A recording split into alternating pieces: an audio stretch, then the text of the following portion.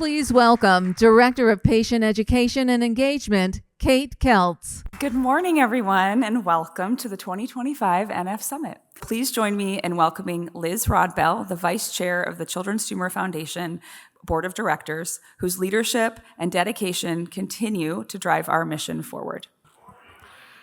Well, it's really a joy to welcome all of you to this NF Summit. Whether it's your first time here or you've been with us before, thank you for being here. We are really proud to welcome our largest crowd ever with over 350 attendees. And by the way, 40% are first timers, so please, those that have been here before, welcome the first timers.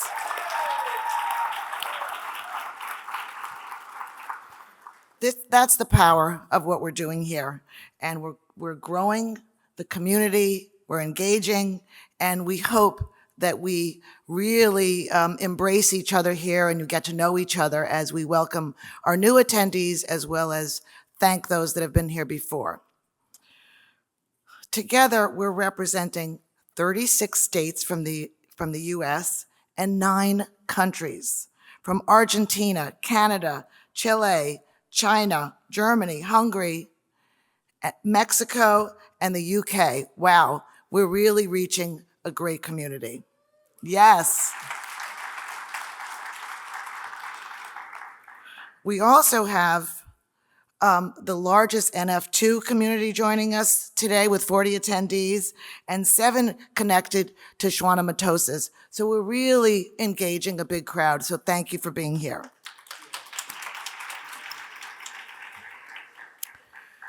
I, like Kate, want to thank many of those who make this possible, the sponsors, the volunteers, the speakers, the partners, the junior board, and the staff members behind the scenes. So thank you all for doing all you do. This event takes a real effort, and it's driven by the people deeply committed to getting us closer to treatments and cures. As a parent of a daughter with NF1, I know how overwhelming this journey can be. And I know how powerful it is to find others who truly understand. For our family, discovering the Children's Tumor Foundation was truly a turning point. Our doctor, Caleb Yohei, introduced us to Children's Tumor Foundation 16 years ago when my daughter was diagnosed and had a journey with a cancerous tumor, and really, she led us in. And I'd love to hear from you as we go through these 2 days together about how you got here. She wanted to bring the message forward about connecting, engaging, and making a difference in solving this disease. And the Children's Tumor Foundation does work very hard at that. We fund research, we connect families, we push treatments forward, and make sure no one faces NF alone. CTF gets things done. It's bold, focused, and completely relentless in its mission to end NF, and I'm incredibly proud to be a part of it. The NF Summit is one of my favorite events of the year because it brings everything full circle. It's where patients and families are not just heard, they are front and center. And this year's summit delivers its most powerful program yet, designed for every part of the NF journey, with expert-led sessions on treatment, mental health, advocacy, and clinical trials. It equips families to navigate care, support, research, and bring knowledge back home. In just a few days, something else is happening right here in this hotel, the NF Conference, the largest scientific gathering in the world focused on F. Over 800 scientists, researchers, clinicians, and industry leaders will be here to look through how the latest breakthroughs can begin to evolve. This entire week from the summit to the conference is the most important moment of the year for NF. But make no mistake, it all starts here. Everything the scientists are working on connects back to you, your experiences, your questions, the shared urgency to get treatments to patients faster. What we do here has ripple effects. Your voice shapes the research priorities. Your advocacy brings in new partners.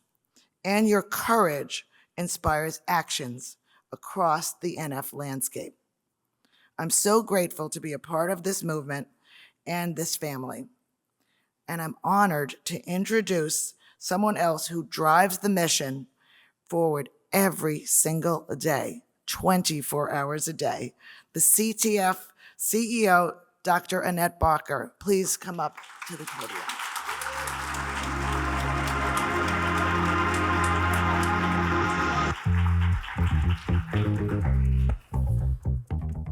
Good morning, everybody. I wrote a few notes because I want to be careful, but I still want to make a couple of points. First of all, I really want to echo what Liz was saying about thanking everybody from sponsors all the way to my beloved staff. So thank you guys for everything you're doing. But I wrote a few notes and I wanted to read them to you. We're gathering here at the time when the world feels heavy. There is fear, there is division, and for many, there is that growing sense of uncertainty about rights, about care, about the future. Some in the room are even directly impacted by decisions that are being made far away, in rooms most of us never get to enter. These decisions shape healthcare, inclusion, equity, and dignity. And yet, we are here in the center of Washington, D.C. And I am so proud for that, so incredibly proud.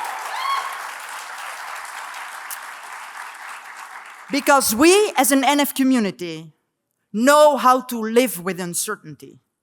You are experts at navigating the challenges that others cannot see. And still, you show up with resilience, with love, and especially with determination. That's what makes this community so extraordinary. And as I say all the time, over the past so many months now, we may not agree on everything, but what we do agree on with everybody here around in the next couple of days is that every person that lives with an F deserves a future filled with opportunity, care, and hope.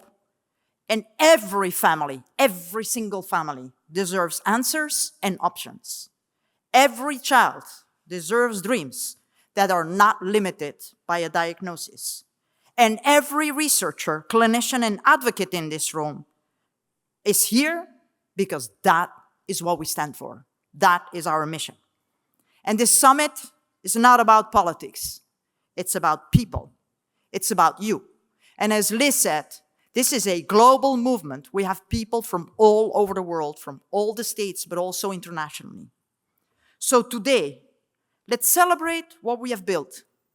And I want to make sure that everybody is reminded that on February 11, we got the second drug approved for NF. Yes.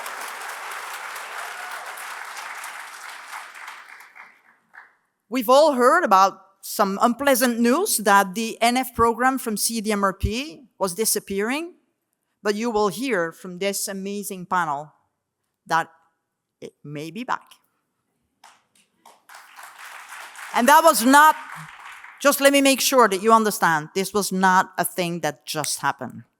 It's because all the people on our panel that is upcoming have worked 24/7 together to make sure that everybody was aware how much NF research matters and how different we are as a community of fighters and of efficient fighters. So I just want to say thank you, guys. Thank you for this amazing NF community come together. I think we're much closer now than we've ever been before. So I think we're ready to kick off that amazing panel. Thank you so much.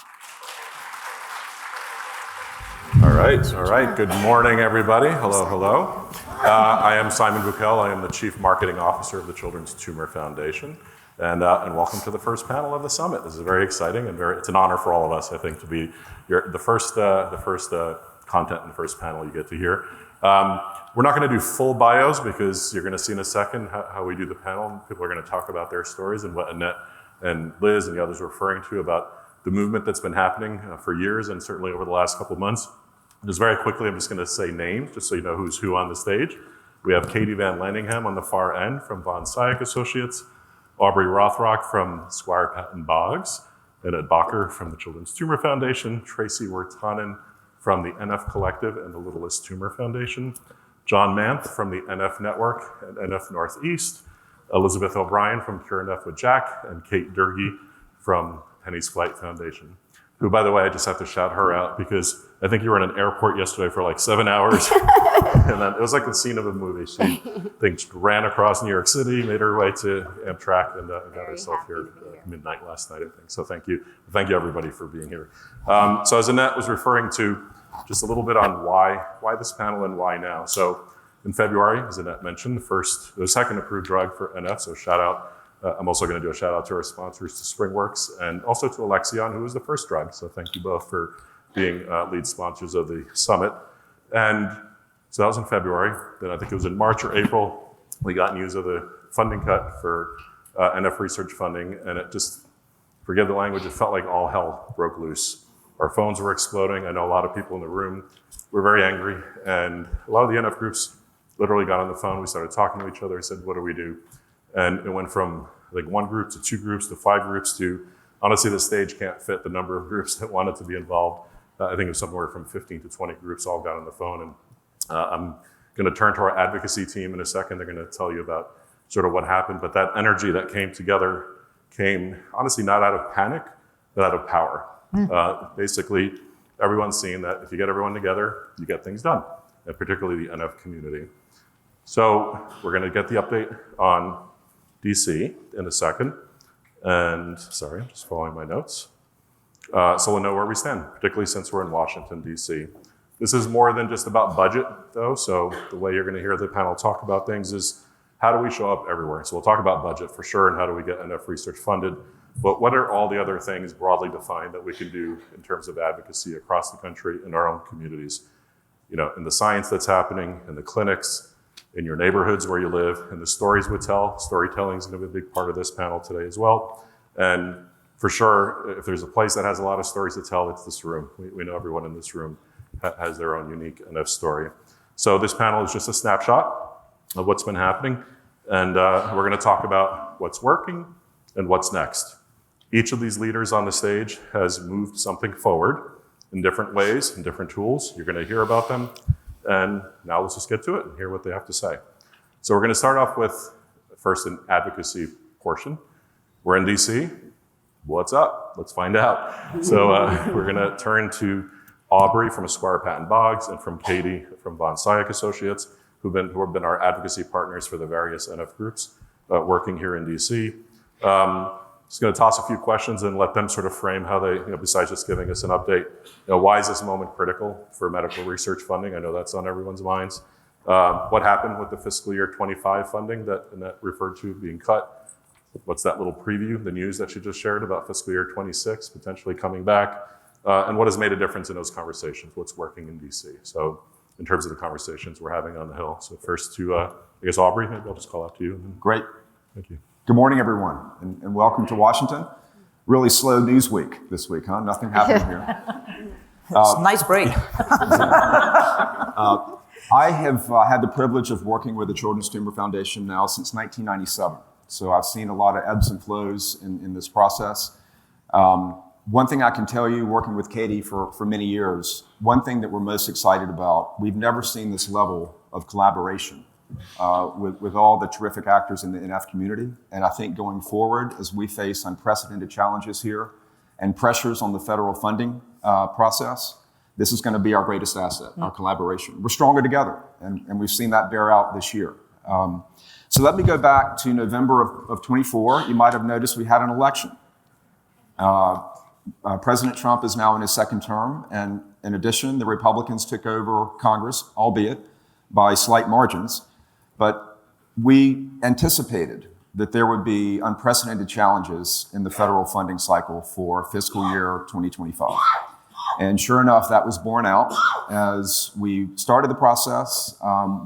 As we have historically, were successful in the House process in securing our $25 million funding account for NF. But unfortunately, and for factors completely unrelated to our efforts, the larger political environment required that the federal government simply pass a continuing resolution, which means the government was not going to enact a defense bill for FY25, but rather preserve 24 levels going through to September of this year. In addition to that, there were significant cuts to the congressionally directed medical research program, a 57% cut. And to make a long story not so long, several of the CDMRP accounts, including the one specific to NF, was zeroed out. Now, they did make an accommodation for the peer-reviewed medical research program, so the NF community can apply for grants, but of course that's a very competitive process. We're in the room with everyone else trying to get a reduced level of funding for that account. So that underscores how critical the specific NF research account within the Department of Defense is to our efforts. It's still, Annette, the single largest source of NF funding. Yep. So we understand that account is critical to our efforts. You might say, well, we can go to other sources of funding in the federal government. Well, look at NIH. This year, over close to $2 billion in cuts to the medical research funding programs at NIH were imposed.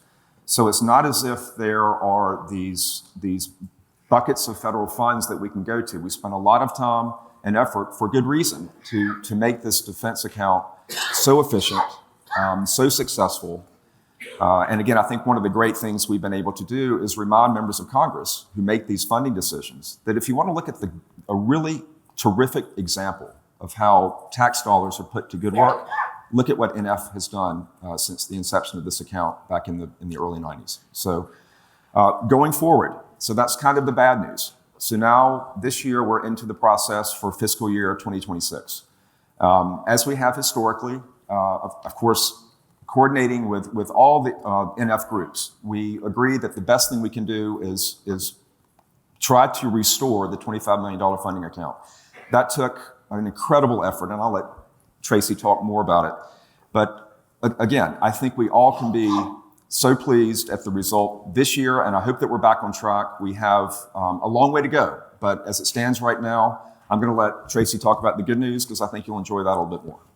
Hi, I'm Katie Vanlandingham with Scoyoc Associates, and as Aubrey said, we've been working together to try to restore that $25 million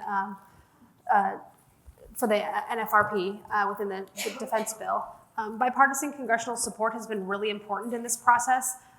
It's something that's important every year. We just don't, we kind of always just see the $25 million, but the committee has always emphasized to all of the programs that appear within the congressionally directed medical research program, how important it is to have members of Congress supporting this program and members of Congress from both sides of the aisle, which is really underscored this year. But I'd like to kind of go back and just kind of talk about what the incredible efforts of the NF community to try to secure that $25 million for FY26 so far. So in February, NF advocates met with over 300 Hill offices to ask for that $25 million for the NFRP and also for continued funding at NIH for NF.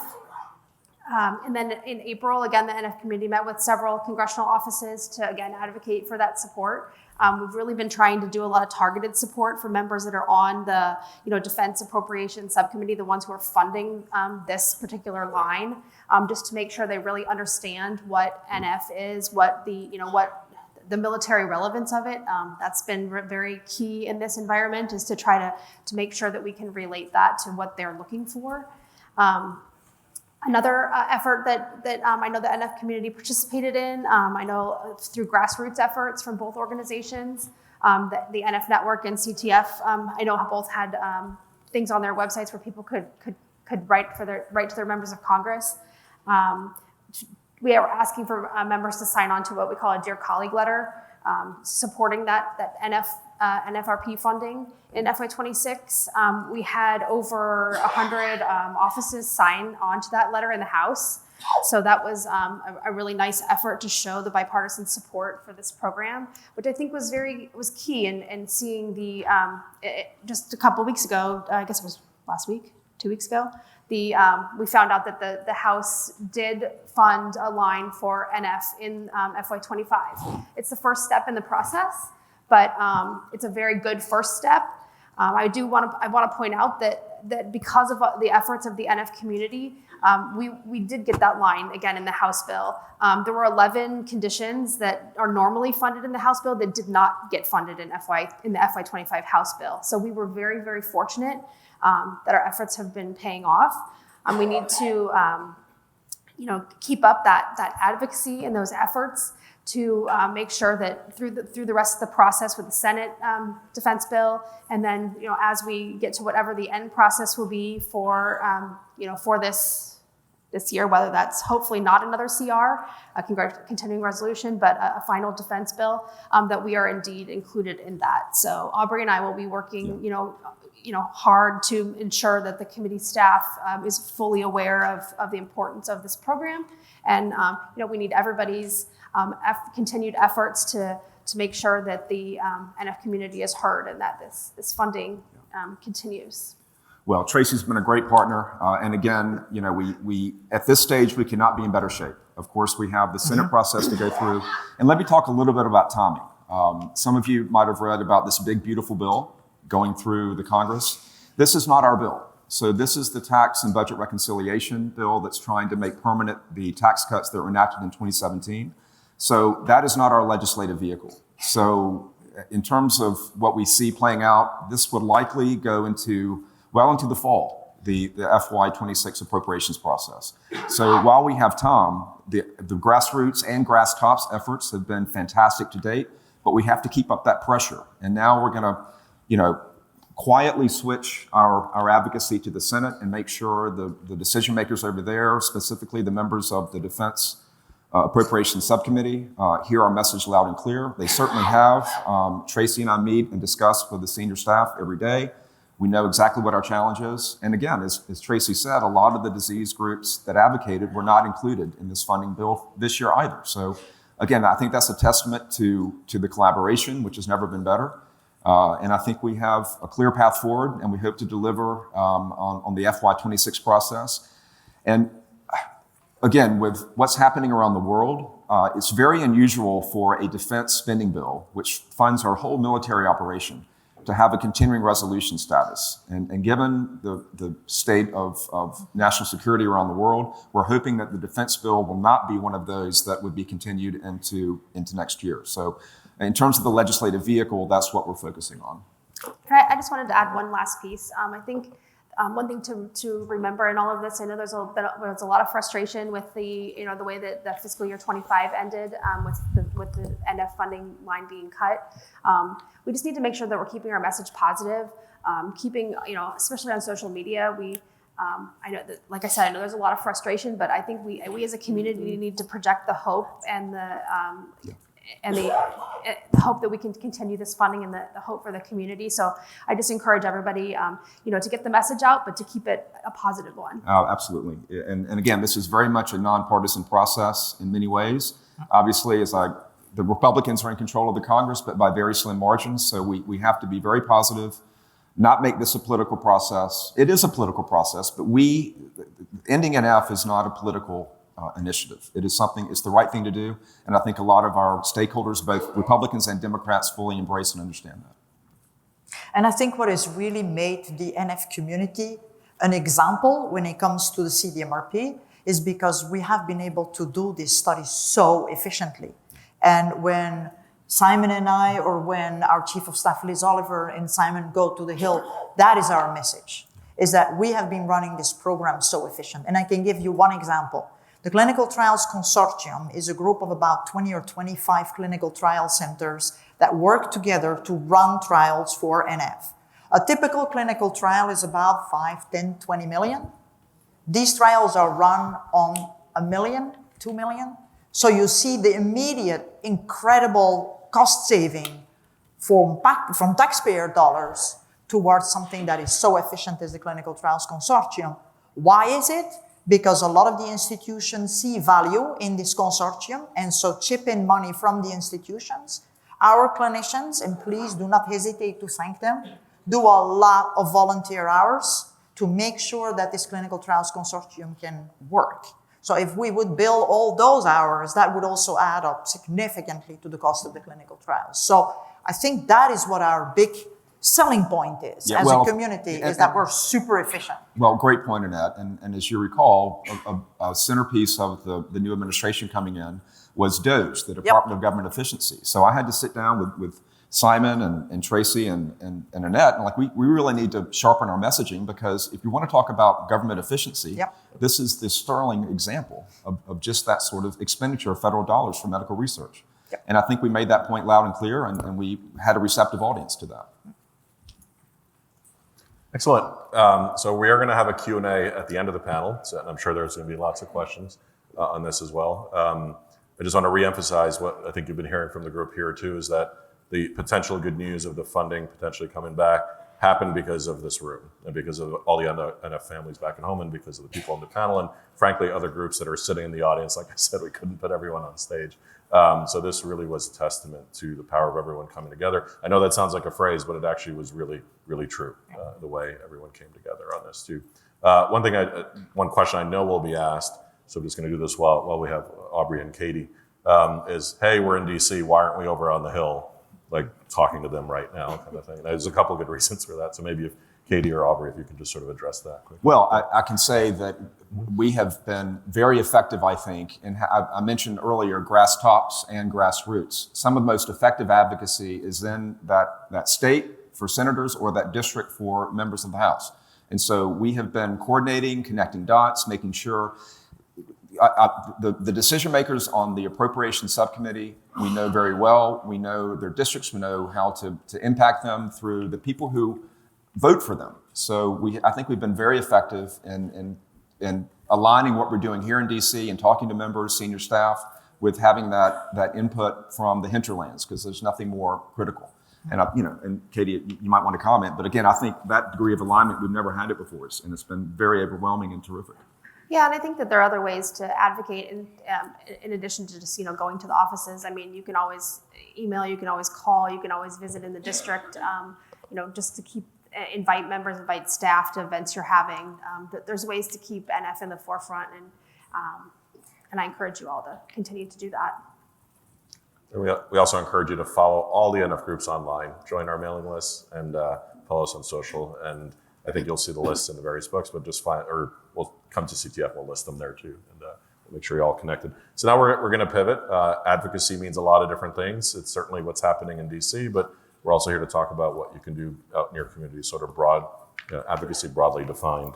And what we're going to do here for the panels is sort of one overarching theme question that they're all going to be asked, but then I'm just going to tweak it for each of them a little bit so they can tell about the things they're doing. So the overarching theme is, what is the one thing that's working? Something you've seen or led or felt, doesn't have to be something you've worked on, but something you've seen others do that's really helping move the NF community forward. Where's the energy? And I'm going to start with Annette, because I know, I could probably speak for this room, we all want treatments faster. Like everyone wants treatments right away. So what's working to get us there now in this room, on this stage, in the conference that's about to take place, starting tomorrow? So more from a scientific perspective and in terms of collaboration and advocacy, how are we doing? How are we going to get there? Well, I'm going to be really short because I also want to leave the opportunity for my colleagues to talk. But I think what really works is the fact that we're dividing and conquer. And I think what is really strong in this NF community, and that's why I'm so proud sitting here with my friends on the panel, is that we all do something different. And that we are doing that in the from funding perspective. We co-fund certain things that we agree on. We are dividing also between the big funders, which is NTAP, Gilbert, and CTF. We sit together and strategize on how are we going to spend the money instead of looking at UF10, IF5, UF7, what if we put all that money together and we all work together on how to best spend the money that a lot of you here in the room, and I really want to be thankful for that, have helped us raise so that we can actually make these dreams a reality. But I think I'm going to relate to my friends here to kind of talk about how this complementarity is between the different, because we can talk about this all the time, but I think very concrete examples are, the young adults and what you're doing, Kate, and what everybody is doing here on this panel. So I'm not going to steal the storm. I'm probably going to. I'm going to come back to you. Let's go. We do want to hear more about science too. So we're going to jump to John Manth from the NF Network and NF Northeast, but you're here mostly in the NF Network capacity. And again, as you've seen, the various groups do their NF advocacy. There's a lot of the targeted meetings that Annette and Aubrey and Katie were referring to that CTF goes and does on the Hill. We're just going to be honest and have this direct conversation. And historically, the NF Network has done more of the grassroots, go on the Hill, sort of the Hill days, things like that. So we want to show that we're all working together on this, and John's going to take us through his experiences and sort of what's working there and anything else you want to say. It's an open panel. Thank you, John, please take it away. Yep. Thank you. So yeah, for decades, Children's Tumor Foundation and the NF Network have had separate advocacy programs and going about it with different strategies. And we always communicated through the years, but it wasn't until what transpires, what Katie and them explained to you in a few months ago, that we decided that we really have to collaborate even more. So I'm going to talk a little bit about what the NF Network does and our advocacy strategy and how now combining our efforts is going to help and actually some action steps that you can do when the time comes. So we are all about the NF Network. Something called a Dear Colleagues letter. So a Dear Colleagues letter, and I could go on for hours, but I'll try to do this really, really short. A Dear Colleagues letter is a letter written by a member of Congress.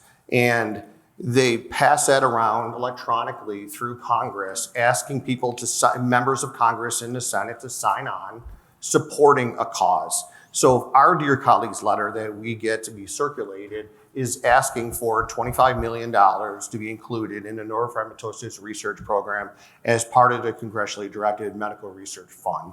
So lots of abbreviations and stuff. So we get members of Congress, hopefully bipartisan, to circulate that around. So prior to that happening, we gather up different organizations. We work with 11 different organizations and now 12 with CTF. And we plan a trip to DC every year. And we train advocates to give a presentation. We use Van Scoyoc and Katie and her crew. They make appointments for us while we're there. And then we descend on the Hill. And this year we had our largest group, 106 NF patients and family members. And we're like an army storming Congress, so in a positive way. So we go there and we all have meetings for 2 days, hundreds and hundreds of meetings. And this year we had over 300, Katie. And in those meetings, we educate either a member of Congress or one of their senior staffers, just usually a staffer, about neurofibromatosis, what our own personal story, how it's funded by the federal government. And then we tell them about this Dear Colleagues letter and how we really, really, really need their support. And then we follow up with some emails. And then a few weeks later, we kind of never know because we're not circulating this letter. Remember, members of Congress are. We'll get notified that this letter is being circulated in either the House or the Senate. And then we reach out to the 106 advocates that we took with us, and we tell them, okay, now it's time to arm yourself and ascend on to the staffers. And they all email all their staffers, and they tell them, this is circulating now, please ask your congressman or senator to sign on in this Dear Colleagues letter. And the more signatures we can get, the more power that has. So then you're gonna see NF Network and now Children's Tumor Foundation following us, putting blast out on all social media channels, asking you to email your congressman or senator. And you're probably wondering, who is my congressman? Who is my senator? What does the email say? You don't have to know any of that. So we use a program called Voter Voice. CTF uses one very similar. And you're going to hit a link And you're going to go to that and you put in your demographic information, and it's going to know who your congressman is. It's going to know who your 2 senators are. And it's already going to have the verbiage in the email asking your representatives to sign on to a Dear Colleagues letter. And the more people we can get to do that, the more emails that are flooded into a congressman or senator's office, the more signatures we're going to get on that. So then what happens to that letter is it gets sent to the Defense Appropriations Subcommittee in either the Senate or the House. And the more signatures it has on it, the more clout it has with what we're asking for, which is $25 million. So this is where I think this unified effort, we all have huge networks. So please, when you see that, it doesn't matter if it's the networks link or CTF's link or Children's Tumor Foundation or Littlest Tumor Foundations, it's all going to go and have the same message. And that is really what has changed over the last few months. And I personally want to thank Simon and Annette for inviting the NF Network here and all of us. And it's been a pleasure working with all of you. Awesome. Thank you, John. And yeah, thank you. Thank you to everybody. I mean, it truly has been, it's been interesting. We all knew we were sort of rowing in the same direction, but sometimes we weren't always maybe talking as much as we should. We're admitting that, right? We're telling you that, but we heard you all loud and clear. And maybe it wasn't a moment, a bit of a challenging moment, but I mean, again, look, no other or very few other diseases. Look, we want everyone to get funded. Just to be clear, but I'm also going to be honest. We want NF to get funded. So the fact that NF stood out for fiscal year 26 funding, and that we might potentially make that through is really something powerful and special. I'm going to pivot, and again, we're sort of in this category, what's working and what's interesting, where the energy is. I'm going to pivot to Kate, who's sitting here next to me, and who's taken a different approach to the things that Penny's Flight Foundation does, and has taken a sort of a personal story and turned that one story into many stories. So maybe if you could, Kate, take us into. Well, I'm really enjoying being twinning with you yes, here. That's right. We did not plan this. We did not plan this, but I am so honored to be here. This is my first year at the summit, and I could not tell you how much, again, it's just an honor to be with you all. Our daughter, Penny, passed away 2.5 years ago.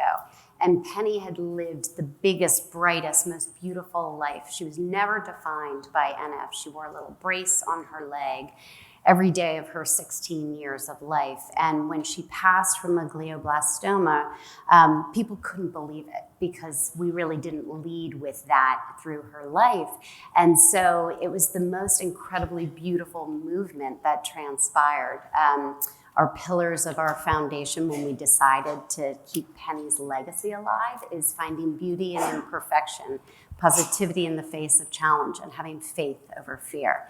And I think those pillars really resonated with not just the NF community, but truly so many of this younger generation and adults. And so what happened very quickly was this younger generation decided they wanted to get involved and they wanted to spread wings and shine a light. And over the course of the last 2.5 years, we now have over 100 Penny's Flight chapters across the country at various colleges and high schools and grade schools. And these kids are doing everything from Play for Penny lacrosse games, Pucks for Penny hockey games, Pizza for Penny parties. We even had Puppy Yoga Penny event and Pedal for Penny and more. And what I think has been so inspiring is that this is not just the NF community, but this is really kids and adults around the country who had never heard of NF, let alone been able to pronounce neurofibromatosis. And so for us, it's been the most beautiful thing to witness that people are really rising and wanting to support and wanting to get involved. And I'm just going to give one incredible example. We've had several brands who have supported Penny's Flight. My background is PR and marketing and fashion. And I've had so many friends who've said, how can we get involved? What can we do to help? So we have had a range of brands from Veronica Beard, if anyone knows the fashion brand Veronica Beard, to Love Shack Fancy, to Lily Pulitzer's. We have a brand collaboration launching next week, to Roller Rabbit. And for those of you who don't know Roller Rabbit, It's a very beloved pajama brand. They are a nationwide brand, and they did a collaboration with us of a flutter butterfly pajama. They do pajamas in all sorts of different prints. They had never done a butterfly. So we launched that in March, nationwide in stores, with percentage going back to Penny's flight. And we had a young woman reach out to us who said, it was the most moving email. And she said, I've never heard of your foundation, but I'm the biggest fan of Roller Rabbit. And I've lived with NF for my 17 years of life. And I can't believe my most favorite brand is supporting the condition that I have fought with my entire life, and I finally feel seen. And it was such just a moment for us, and she took it one step further to say, and I'd love to launch a chapter at NYU where she goes to school. And she's doing it. She's galvanized her group of friends, and they've already done several events. So it's been really, really beautiful to witness. It's awesome. And, again, that's proof of the 1 in 2,000, right? I mean, the fact that in the things we do every day, and that there's going to be that connection with someone with an F that we don't even realize is out there. So. Can I give one more example? No, go ahead, So when we launched the foundation, Penny had been a babysitter to Jenna Bush Hager, her daughters, and none of them knew what Penny had gone through. And again, because she didn't let NF define her life, like so many of you don't let it. And so when Penny passed, Jenna brought us on the Today Show because she couldn't believe the story, and she told our story. And so we had a young woman who had seen us on the Today Show. This was about the spring after we launched our foundation, and she followed our story for a full year until she learned that we had these chapters launching. And she finally DM'd me and she said, I've been following your story. My younger sister has NF. I'm a sophomore at Indiana University, and I've been dying to do something to help and to give back, and I would love to launch a chapter at IU. So this Olivia Hill, who launched a chapter in September, is one of our biggest advocates. She has 35 young individuals at IU. They've done over 30 events over the course of the year, Petals for Penny and more. And she joined me in February to do advocacy work. And so it just comes full circle, and I thought it's a beautiful story. Awesome. So there we go. A couple examples on the Hill in your communities through connections. Maybe we're going to hear a little more about when you don't have connections. We're going to get to that in a second too. Since we're talking about Penny and then maybe youth, maybe we'll transition over to Tracy Wirtanen. Tracy is the head of the NF Collective, so maybe you can give us a quick, what is the NF Collective? And then also Tracy is the founder and CEO of the Littlest Tumor Foundation and has a wonderful leadership program. And I'll be quiet because I want her to talk about it. So. Okay. I'll just quickly talk about the NF Collective. We started in 2016 in December, so really at the end of the year. That was our very first meeting where we sat down together. There was an extremely high interest of the 7 organizations to work together. There was a lot of, I guess for better lack of, silos of organizations and not a ton of sharing of information and collecting. I mean, there was sharing of information, but this was a way to actually come together and have a high interest to work together on different projects and scale impact. And we have 7 organizations, and you can learn about that. We are having a panel tomorrow, and Dr. Viscaccio. So there's the 7 organizations and Dr. Viscaccio. Our very first big success was the Find a Doctor website. The nfcollective.org has Find a Doctor, and it was a collaboration of all of the organizations. So you can go on, you can punch in NF1 or NF2 related schwannomatosis, pediatric adult, and then you can click where you live, and it'll show you all the specialists in the area. And that was a big project, and you can hear about more of those. But I will let you know that our big goal for 25-26, which is going to be led by Dr. Viscaccio, is that we are going to expand it to telehealth. And so it's a huge dream, and it's something that we're working toward. So I would say that you should come to the collective panel which will be tomorrow afternoon, and you can learn a lot more about the collective and the different projects that we have done. And we'll have patients as well speaking, so it'd be great to have you come to that. So I just wanted to say, I would hear over and over and over that, strangely enough, I wasn't expecting it, but it was advocacy. Advocacy is what I love the most about working at the Littlest Tumor Foundation. Our interns loved meeting with representatives in district. They loved setting up booths on college campuses to get signatures to support NF federal funding and talk about NF on those campuses.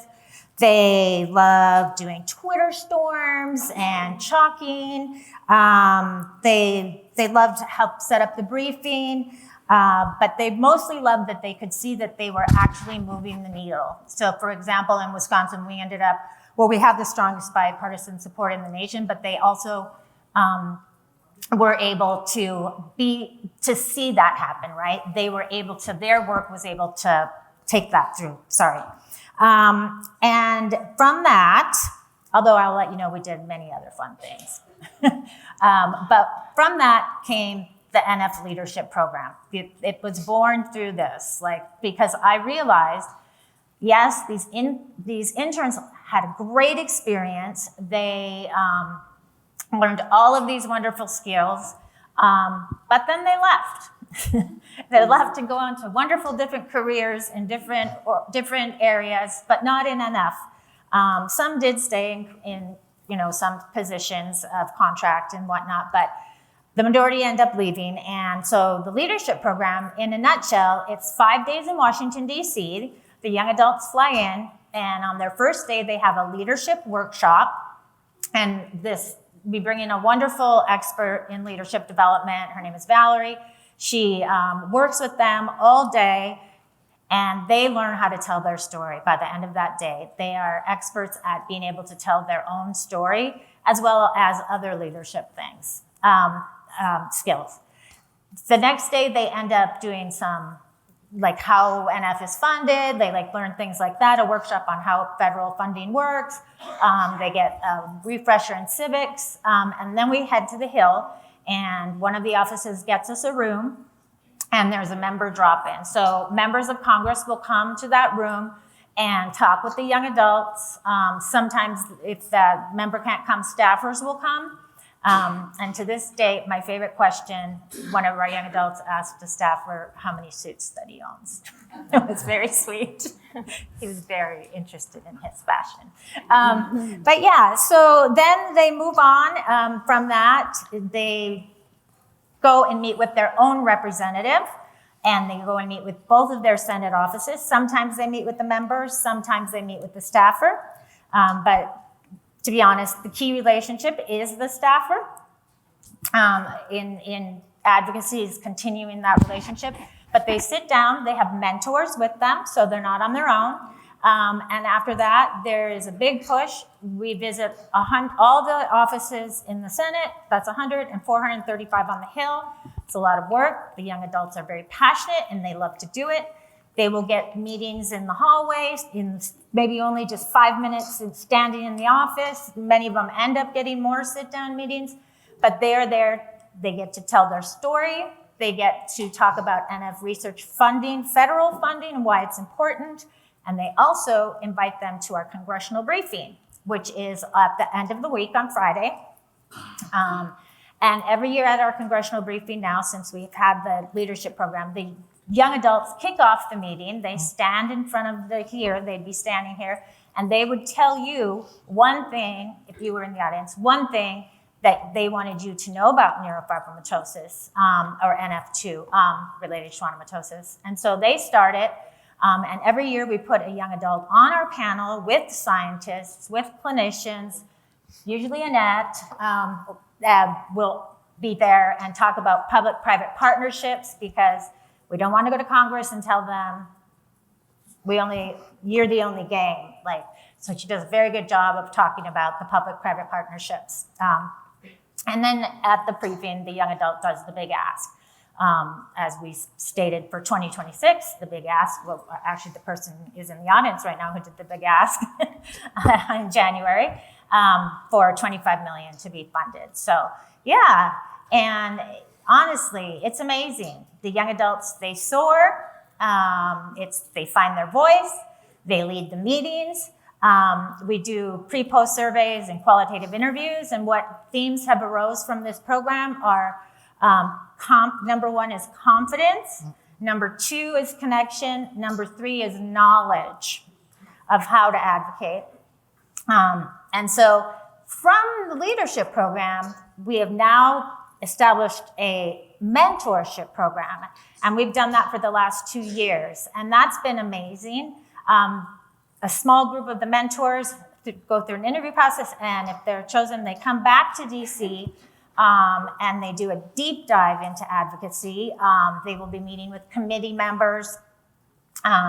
They will get a chance to build more of a relationship, nurture that relationship with their own offices in the Senate and the House. They do get to meet with NF champions on the Hill, the people that co-lead the letter. They get to sit down and meet with them. They also get to meet with the people that co-host our congressional briefing. Ted Cruz always has a Texas with Ted Cruz, so they almost always seem to get to meet Ted Cruz for some reason. But yeah, so they get a chance to do all of that. And so it's quite amazing. We also take them out of the Hill. They've met with the Rare Disease Task Force. They've also met with the National Women's Law Center to find best ways of practicing advocacy. So yeah, it's a small, intensive little program, and it has done wonders for our leadership program, because then they come back and they are part of the process of doing interviews for the young adults, the incoming cohort. They will do that. They will also help with the follow-up in terms of running the research from the pre-post surveys. They are the first point of contact for the new young adults that are coming in. So they will be linked into those little groups. They've just done, I can't tell you what they've done for this program.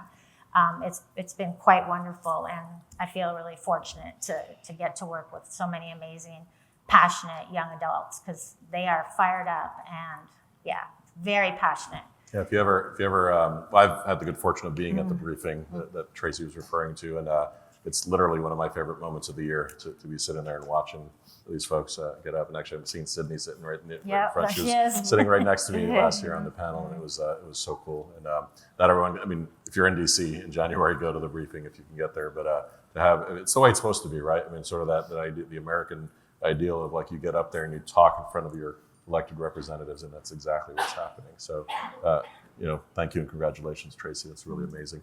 We're gonna pivot over now to Beth O'Brien, and who's going to talk to us, about whatever you want to talk about. But really, one of the things we're going to focus on, we talked before, not everyone has the big connections and the ability to board seats and things like that. And if there's a force of nature out there in the NF community, it's the O'Brien-Burke family, I think, certainly. So, maybe Beth can sort of give us some tips on that too, in terms of how do you take your family and turn it into a movement, basically. So, thank you so much. Cure NF with Jack has a simple mission, and that is to raise awareness and accelerate awareness and raise funds to support NF research. That's it. It's simple. It's certainly not easy. But our passion is research. And that came about when my co-founder and husband, long ago, we thought about what we could do with our skill sets. And we thought that the best way to alleviate our feelings of hopelessness and helplessness was to focus on research, because that gives us the most hope. One of our core values at Cure NF with Jack is collaboration. And I am not kidding you. At the end of last year, when we were planning for 2025, we were launching the year of collaboration for Cure NF with Jack. not knowing about this, right? So we started off with the announcement that we have co-funded several projects, Kieran F. Jack and CTF, and we announced that we are collaborating for a big biomarker project. It's very exciting on our end. And then a month later, boom, this happens, right? And we lost our funding, and I am just so grateful for CTF and everybody sitting here on the panel that we turned lemons into lemonade. Boy, oh boy. And we turned something that was devastating into real power. And I really want everybody to mark this moment, because I'm going to be a little bit stronger than Simon. This does not happen in other diseases. This is amazing. And the collaboration that we have, and collaborate and conquer, I think we'd call it, right? And to emphasize our strengths and to come together, not only for federal funding, although that's a really big one, but for in many ways. This is a really pivotal moment. So I would just like everybody to give a round of applause for these amazing advocates and coming together.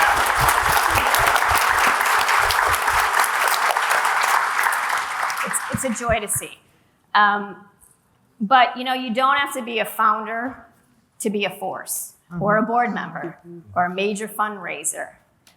There are many ways to make a difference and have a true impact on our mission to end NF. Obviously, we've talked about it a lot. The big one right now is to do everything you can to have us get federal funding back, right? The letter writing campaign, you've heard about it. Please do it. Not only do it, spread it to anybody and everybody you know in any way that you can, and emphasize, please, how easy it is. It is a click, sign, send, done. And Katie and Aubrey would know better than I, but you don't need thousands and thousands and thousands of letters for each one of your representatives to make a difference. They're gonna sit up and notice when they get dozens, hundreds, depending on your district. Along the lines of social media to continue.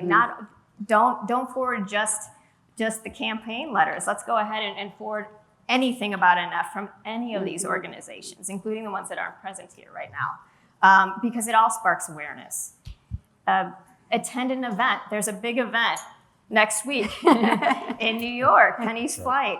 And if you can't attend, maybe you can send somebody else. And if you can't, or send a volunteer. We are all overwhelmed. We all understand what that feels like as well. So spread the words about event, through social media or otherwise, for any of our organizations. Think broad. Maybe you can't devote any time right now, but maybe your next door neighbor is an event planner, and she would like, or he would like to, volunteer a few hours of expertise.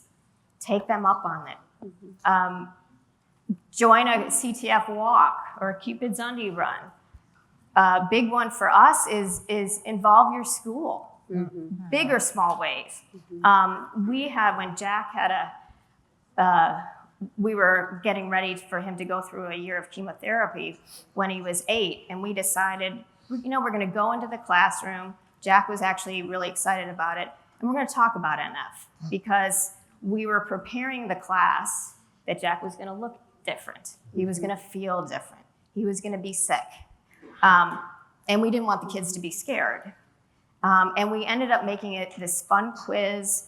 Candy was involved. Everybody was happy. and little did we know that, I think it was 3 weeks or 4 weeks later, we walked into the school and half of the school had a Kieran F. with Jack shirt on. And small businesses in the community were calling, a lot and saying, what can we do? What can we sponsor?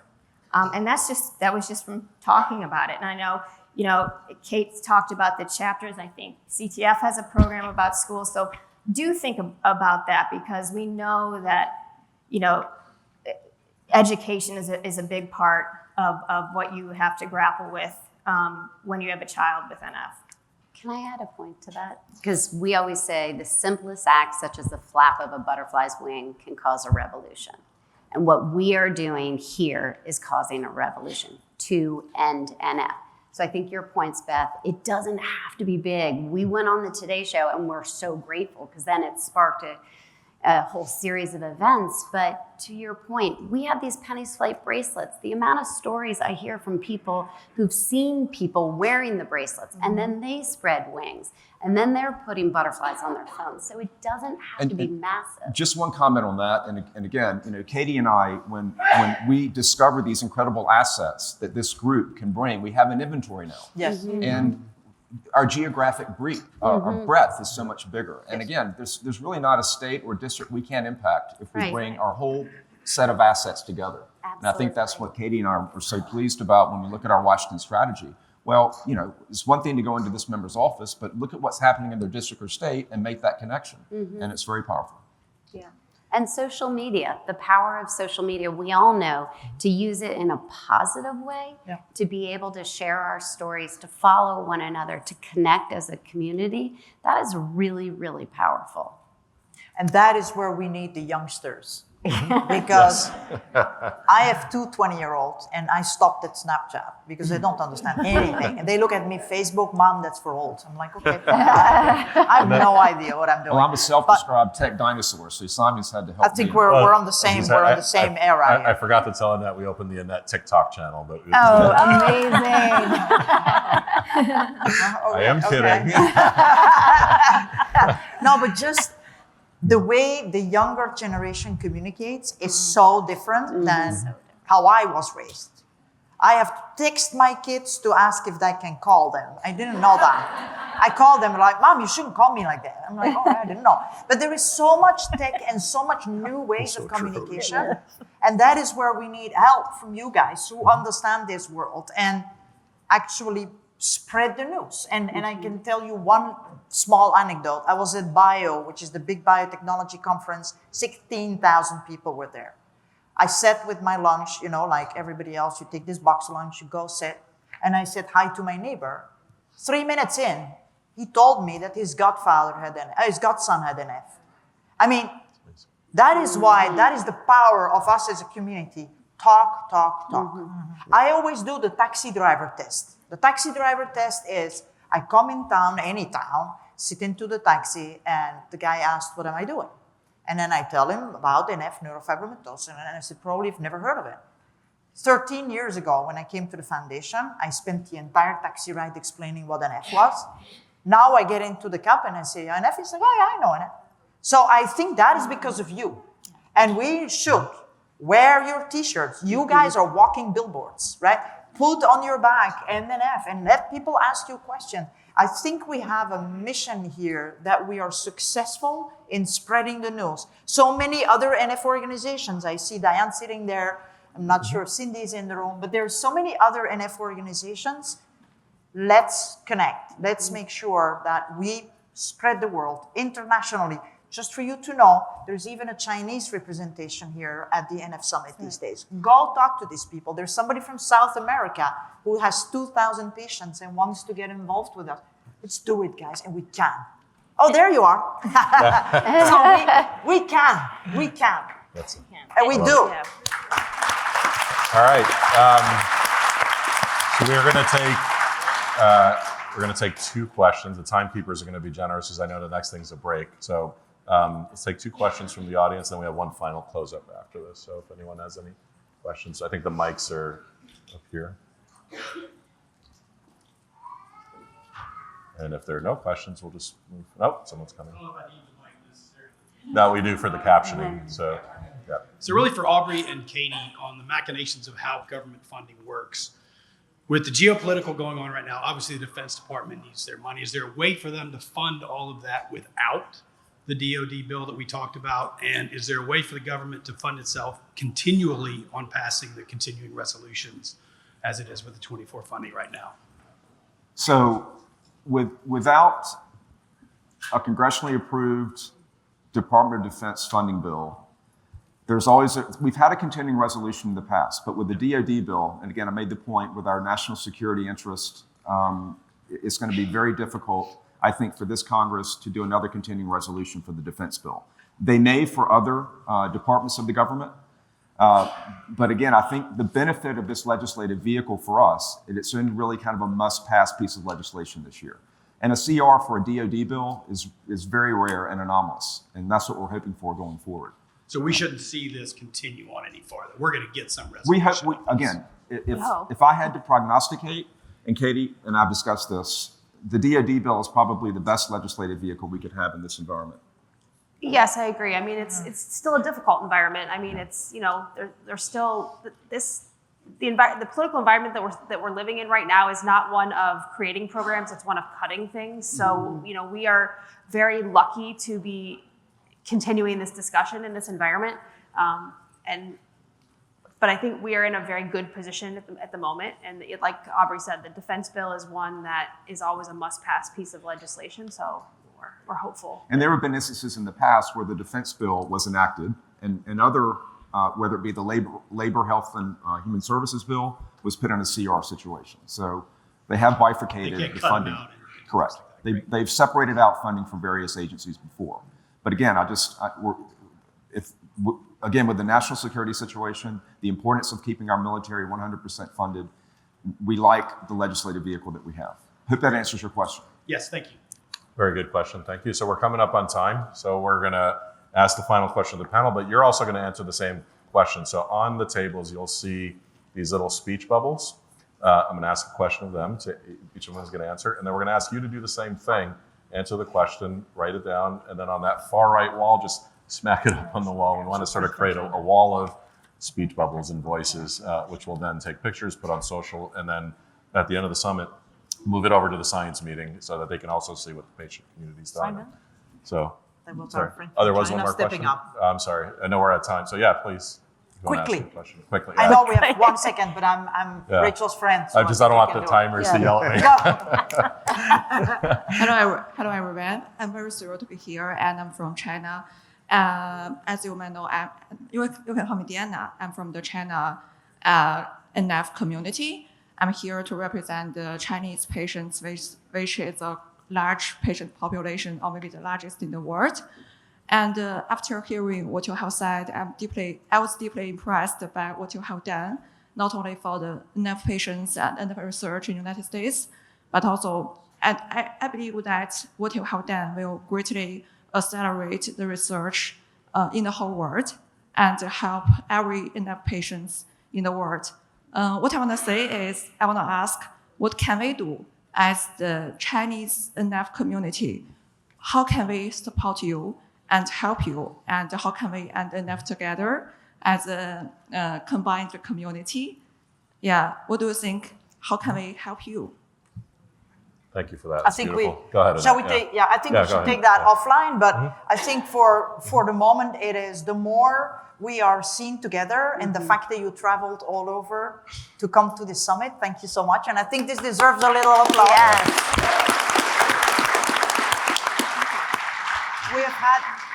We have had over the years great collaborations with Vukelj Aptic, and I think Wei is in the room.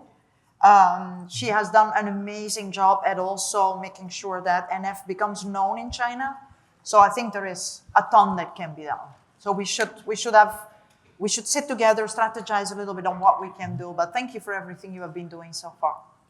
Thank you. And, I'm holding myself accountable because Diana yesterday ran into me and said, I want one of the I Know a Fighter shirts. So you have it on camera now. I have to send it to you. So, okay, so we're going to do the speech bubble. Thank you. The question for the panel, if you could put one message on a billboard, and also I'm just going to do a quick shout out to Outfront Media and to Lamar, who have done billboards for the NF community over the past year. But this is a little different.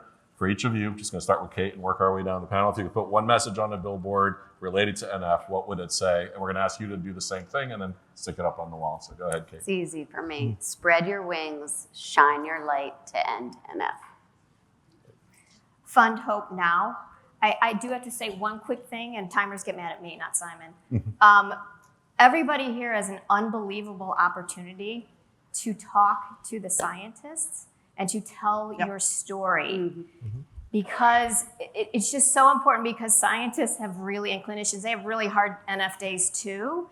And you do inspire them. And you know, when they have hard days, they can remember your story.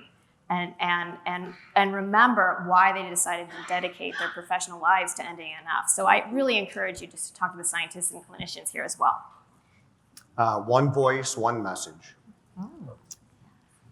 I think I would just put neurofibromatosis with the little dots and then have it on every billboard and the whole country, probably Canada, China, now. world. And then on the bottom, it would be like, we can make a difference, we can change, or something like that. But neurofibromatosis on every billboard. In the world. Yes. Do I need to stay politically correct or? What's that? Yes. Next. Yes, you do. Go down the row. Heck, okay. So then I do.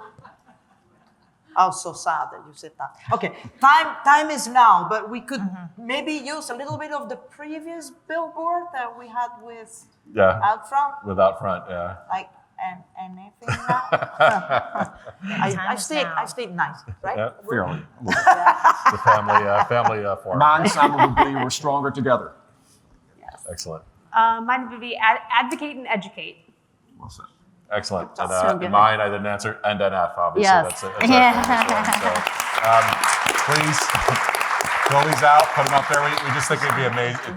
Kate and everyone and Beth were talking about social media and Annette. We think this will be really powerful. And then if you have any left over, you can put them on the back of people, write funny things. All right, thank you, everybody.